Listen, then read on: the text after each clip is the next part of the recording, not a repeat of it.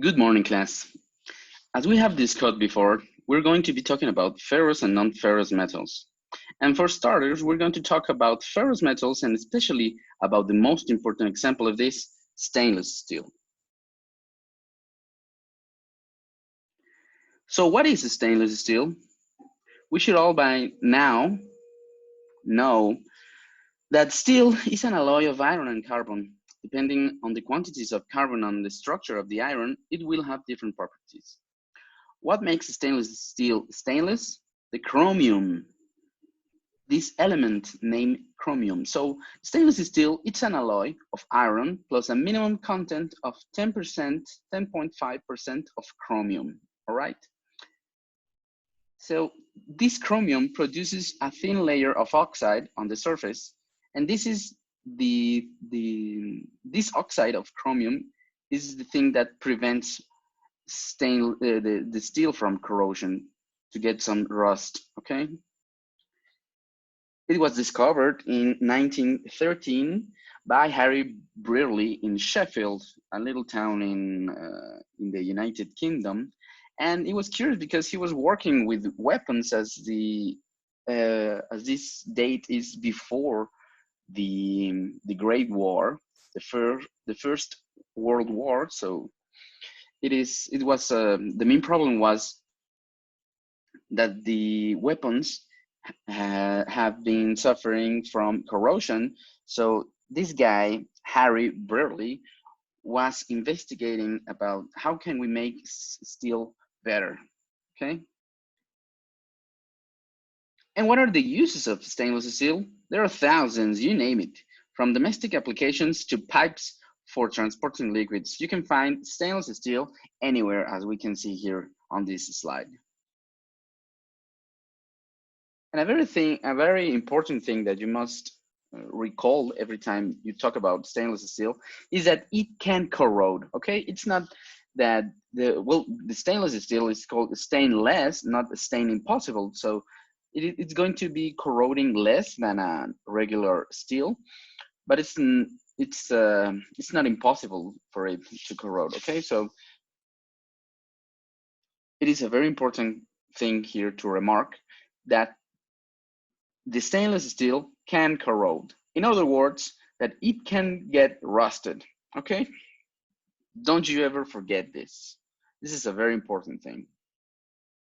Now let's talk about the types of stainless steel. There are different types of stainless steel according to their crystalline structures, as I suppose that you remember crystalline structures. And these crystalline structures are going to be referring to allotropes.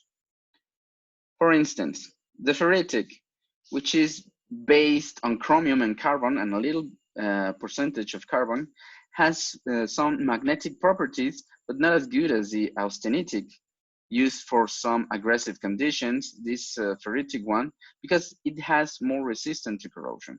The austenitic is another type of stainless steel. It is the most common. It can be added with nickel, with manganese, and with nitrogen. And it is more suitable for when you want to weld something or to ductile some stainless steel, okay? The third type is the martensitic, okay? And this is for high strength and moderate corrosion resistance. It is also magnetic, as we're going to see. And the fourth type is the duplex one, which is a 50-50% of a combination of a ferritic and the austenitic type of stainless steel, okay? And there's another one which is called a precipitation hardening, but we're going to talk about that in a later slide, okay? So remember there are 5 types of stainless steels, but we're going to talk about more about only 4 types of these stainless steels, okay? So the first one, the ferritic one, the ferritic comes from the word ferrite or alpha iron, which is a different type of iron, which is a body-centered cubic, which has a body-centered cubic crystalline structure, okay? That is the main characteristic of a ferritic stainless steel.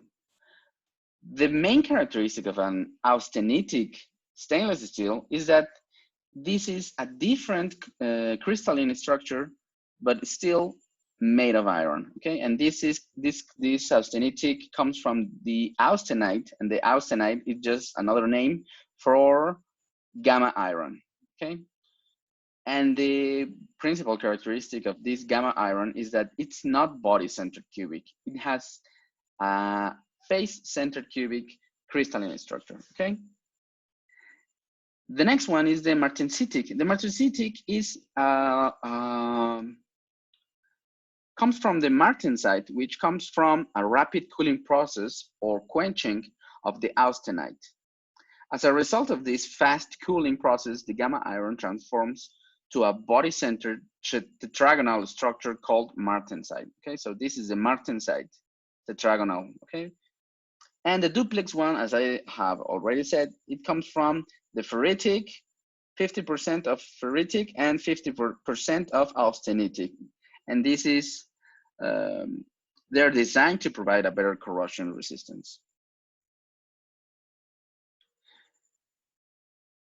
The American Society for Testing and Materials has the job to classify materials according to their properties and capabilities. One of the most important for the case of stainless steels are the next ones, okay? The A240, the A276, and the A312. This all has to do with which stainless steel do you want? Do you want some bars? Do you want a special shape? Do you want to have stainless steel that you can weld? Do you want stainless steel for pipes? It all depends on the standards that you can get, okay? How do I choose the correct stainless steel? There are some parameters that you should take notice, okay? The first one is, the first thing that you have to think about is, what is the corrosive environment? Okay, your environment can be as easy as atmospheric environment, so or as complicated as transporting acids or fuels. The second thing is the temperature of operation of your process. What strength is required for this stainless steel job? What welding will be carried out? What product form is required at the end of the process? What is the availability in my country even? And what is going to be the cost of that stainless steel?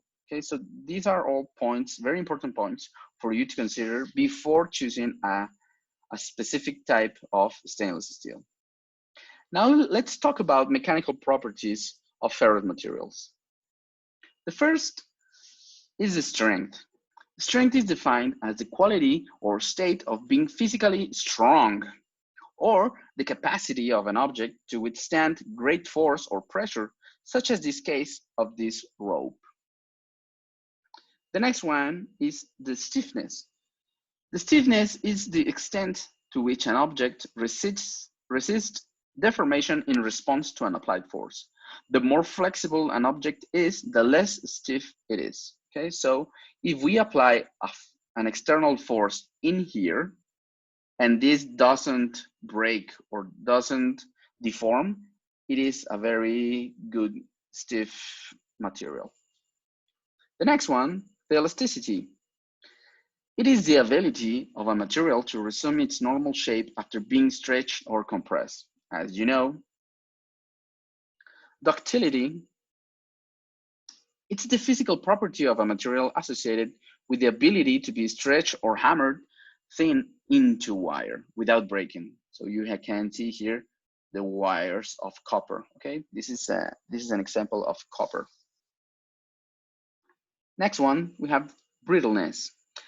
A material will be brittle if, when put into stress, breaks with little elastic deformation, often accompanied by a snapping sound. So if we have this chocolate and we snap it, we're going to be hearing that snapping sound of something cracking. Next is malleability.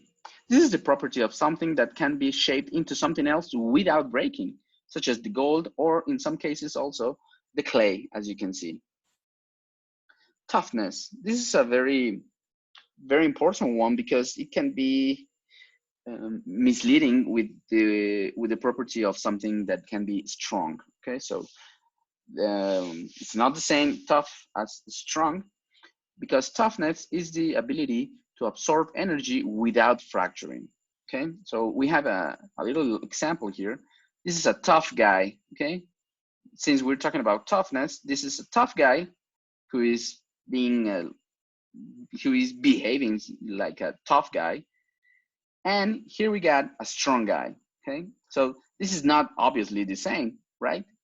It's not the same to be a strong guy to be a tough guy. Next one, we have machinability. It's the ease with which a metal can be cut or machined with a satisfactory finish at a low cost. Okay? Such as aluminum, for example. Aluminum is pretty cheap. Next one is resilience. Resilience may be something like elasticity, but resilience is defined as the ability of a material to spring back into shape, to recover quickly. The fatigue is a synonym of weakness in materials, especially caused by repeated variations of stress. If you keep on hitting on something, for example, like a hammer or like a cincel, it would be carrying on fatigue. Okay, and least but not last, we have the hardness. And as you can see, I'm putting here an example of a diamond, which is supposed to be one of the most hard materials. Okay, hardness is the ability of a material to resist deformation. The greater the hardness of material, the greater resistance it has to deformation. Okay, so hardness has to do with you applying an external force into your material. So if this material doesn't deform, it is pretty hard. Okay, so this is it for this class, and thank you for watching this.